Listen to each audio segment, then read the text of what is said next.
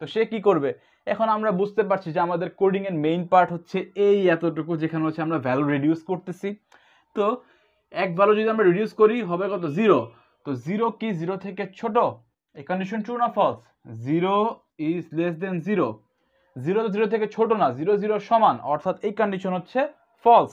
তো বের হয়ে যাবে। তো বের হয়ে গেলে কি হবে, প্রসেস P3 ও ক্রিটিক্যাল সেকশনে চলে আসবে। সে এরপরে আরেকটি প্রসেস চাচ্ছে, প্রসেস হচ্ছে P4, সে চাচ্ছে ক্রিটিক্যাল সেকশনে আসার জন্য। তো এখানে ডাউনের পরে সেই ভ্যালু চেক করবে। তো S value is equals to S dot value -1, অর্থাৎ 0 থেকে আমরা করব -1, 0 -1 হুইচ ইজ -1। তো -1 ইফ -1 লেস দেন 0, এটা কি ট্রু না ফলস, -1 লেস দেন 0, এই কন্ডিশন হয়ে যাচ্ছে ট্রু, হুইচ মিনস এই লাইনগুলো এক্সিকিউট হবে। তো এখানে আমরা কি করছি, এখানে আমরা করতেছি পুট প্রসেস পিসিবি ইন এল। তো আমাদের এই যে প্রসেস যে P4 ছিল, P4 এর যত ইনফরমেশন আছে সব কিছু আমরা পিসিবিতে বা প্রসেস কন্ট্রোল ব্লকে সেভ করে নিচ্ছি। তো এই P4 এর ইনফরমেশন সেভ করছি মানে হচ্ছে এই P4 রিলেটেড যা যা আছে, প্রসেসের নাম, ফাইল সাইজ যা হতে পারে সব কিছু আমরা পিসিবিতে সেভ করছি। এবং এই যতটুকু কাজ সে করে ততটুকু আমরা সেভ করার পরে হচ্ছে তাকে কি করব, স্লিপ করে দিচ্ছি। এখানে স্লিপ মানে হচ্ছে আমরা এখানে তাকে ব্লকিং স্টেটে পাঠিয়ে দিচ্ছি। তো এখানে আমরা ফার্স্ট অফ অল এই যে প্রসেস 4 রয়েছে, প্রসেস 4কে আমরা কি করব, পুট করে দিচ্ছি এল এর মধ্যে, অর্থাৎ এই যে আমাদের যে কিউ রয়েছে ব্লকড কিউ, সেখানে হচ্ছে প্রসেস 4 চলে আসবে, সে আর ক্রিটিক্যাল সেকশনে যাওয়ার সুযোগ পাচ্ছে না। দেন সে প্রসেস 5, সেও আসতে চাচ্ছে ক্রিটিক্যাল সেকশনে। তো সে যদি এখন এক্সিকিউট করে, তো এখানে এক ভ্যালু যদি আমরা রিডিউস করি -1 থেকে কি হয়ে যাবে -2। তো -2 কি 0 থেকে ছোট, অবশ্যই -2 0 থেকে ছোট, অর্থাৎ তাকেও আমরা পাঠিয়ে দিব ব্লক স্টেটে। সে এরকম যদি প্রসেস 6 আসে, তো প্রসেস 6 যদি এরকম চলে আসে, সেও কি হবে, এখান থেকে -3 হয়ে যাবে। -3 হয়ে গেলে কি হবে, -3 অবশ্য 0 থেকে ছোট, সেও চলে আসবে আমাদের ব্লক স্টেটে। তো এখন আমি যদি আপনাকে কোশ্চেন করি যে কত থেকে অ্যাকচুয়ালি আমাদের এস এর ভ্যালু শুরু করা উচিত, আপনার অ্যান্সার কি হবে, আশা করি বুঝতে পারছেন। তো আমাদের অ্যান্সার হবে, আমরা ইন জেনারেল হচ্ছে 1 থেকে শুরু করব, এস এর ভ্যালু 1 থেকে যদি আমরা শুরু করি তাহলে ইজিলি হচ্ছে আমাদের ক্রিটিক্যাল সেকশন শুধুমাত্র একটি মাত্র প্রসেস যেতে পারবে এবং বাকি সকল প্রসেস ব্লক স্টেটে চলে আসবে। সে এই যে আমাদের প্রসেস 1 রয়েছে, তো প্রসেস 1কে যদি এখন আমরা বলি যে প্রসেস 1 এর কাজ শেষ, সে টার্মিনেট হতে যাচ্ছে। তো সে টার্মিনেট যদি হতে চায় তাহলে তাকে এক্সিট সেকশন বা আপকোড চালাতে হবে। তো এই যে এক্সিট সেকশন বা আপকোড, তো আপকোড হচ্ছে এখানে লেখা। তো এক্সিট সেকশনের ক্ষেত্রে মেইন যে কাজটা করা হচ্ছে সেটি হচ্ছে S dot value is equals to S dot value +1, অর্থাৎ এক ভ্যালু আপ করে দিচ্ছি আমরা। তো এখানে ইনিশিয়ালি ভ্যালু কত ছিল, -3, তো সেটা হয়ে যাবে হচ্ছে -2। -2 ইজ লেস দেন ইকুয়াল 0, এ condition true or false, -2 less than equal 0, এই কন্ডিশন ট্রু, রাইট, এই কন্ডিশন কিন্তু ট্রু। তার মানে হচ্ছে ভেতরের যে আমাদের লাইন রয়েছে সেটি এক্সিকিউট হবে। তো select a process from L wake up, একটি প্রসেসকে আমরা এল কিউ থেকে সিলেক্ট করব এবং তাকে ওয়েক আপ করব। তো কোন প্রসেসকে আমরা এখন সিলেক্ট করব, তো এই কোশ্চেন আপনার মাথায় আসতে পারে।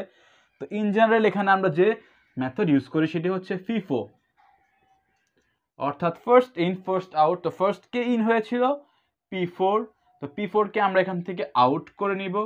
তো P4 কে আমরা এখান থেকে আউট করে নিচ্ছি এবং আউট করে তাকে আমরা ওয়েক আপ করছি। তো এখানে ওয়েক আপ করা মানে এই না যে আমরা ডিরেক্টলি রানিং স্টেটে দিয়ে দিচ্ছি, এটা মানে হচ্ছে আমরা ব্লক স্টেট থেকে রেডি স্টেটে পাঠিয়ে দিচ্ছি। তো রেডি স্টেট পাঠিয়ে দিচ্ছি মানে যে এখানে আবার এখানে চলে এসেছে।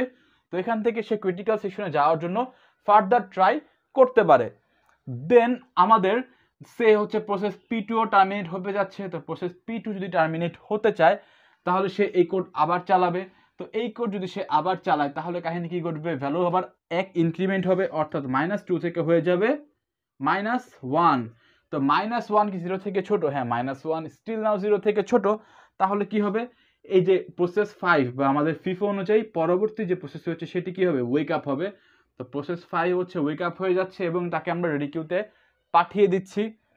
দেন আমরা যদি এই বলি যে প্রসেস যে P3 রয়েছে সেও কি টার্মিনেট হয়ে যাচ্ছে, তো তাকে এই কোড জেনারেট করতে হবে এগেইন। তো ভ্যালু 1 আপডেট হবে, তো -1 থেকে হয়ে যাবে 0। এবং আরেকটি যে প্রসেসটি ছিল আমাদের প্রসেস P6, তো তাকে আমরা কি করছি, ওয়েক আপ করে নিচ্ছি, তো তাকে আমরা আবার রেডি কিউতে নিয়ে নিচ্ছি।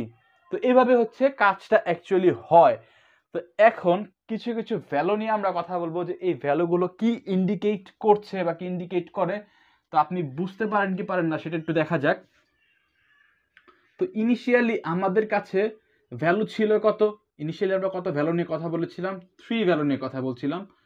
তো এই যে 3 ভ্যালু নিয়ে যে আমরা কথা বললাম, এই 3 ভ্যালু মানে কি, এই 3 ভ্যালু যে ছিল, এস এর ভ্যালু 3 ছিল, তো সেটা মানে কি দাঁড়িয়েছিল, এস এর ভ্যালু 3 ছিল, তো কতক্ষণ পর্যন্ত তাকে আমরা এখানে ক্রিটিক্যাল সেকশনে পাঠিয়েছি, যে সময় 2 হয়েছে তখন একটা P1 চলে এসেছিল, যে সময় 1 হয়েছে তখন আরেকটা চলে এসেছিল, যখন 0 হয়েছে তখন আরেকটা চলে এসেছিল। অর্থাৎ এস এর ভ্যালু যে 3 ছিল, তার মানে হচ্ছে এই তিনটি প্রসেস ক্রিটিক্যাল সেকশনে চলে এসেছিল। তো এস এর ভ্যালু পজিটিভ সাইডে, কাউন্টিং পজিটিভ সাইডে যত ভ্যালু হবে ততগুলো প্রসেসই সাকসেসফুলি ক্রিটিক্যাল সেকশনে আসতে পারছে। এস এর ভ্যালু পজিটিভ সাইডে যতটুকু হচ্ছে রয়েছে, সে হচ্ছে S is equals to plus N, অর্থাৎ প্লাস এন যে আমরা বলছি, অর্থাৎ number N number of process successfully critical সেকশনে চলে আসবে। এবং এস এর ভ্যালু যদি 0 থাকে, তো এটা মানে কি, এস এর ভ্যালু যদি 0 থাকে, সে এখানে হচ্ছে এখন এস এর ভ্যালু 0, এস এর ভ্যালু 0, এটা মানে হচ্ছে এখানে যদি আমরা ফার্দার অন্য কোনো প্রসেসে P4 কে যদি ক্রিটিক্যাল সেকশনে ঢুকাতে চাই, তাহলে কাহিনীটা কি ঘটবে, এখানে ভ্যালু নেগেটিভ হয়ে যাবে, মানে হচ্ছে 0 থেকে ছোট হয়ে যাবে, তাকে আমরা ব্লক করে দিব।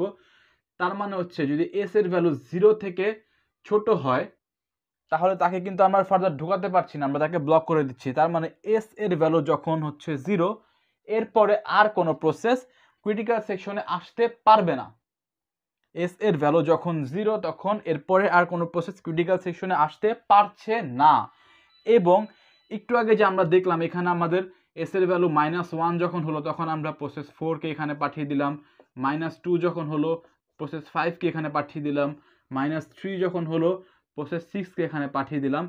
তো এস এর ভ্যালু -3, এইটা দ্বারা কি ডিনোট করছে, এস এর ভ্যালু -3 মাইনাস দ্বারা বোঝাচ্ছে, এখানে আপনি এভাবে মাথায় রাখবেন, মাইনাস দ্বারা বোঝাচ্ছে ব্লক স্টেট, এবং 3 দ্বারা হচ্ছে 3টি প্রসেস ব্লক স্টেটে আছে।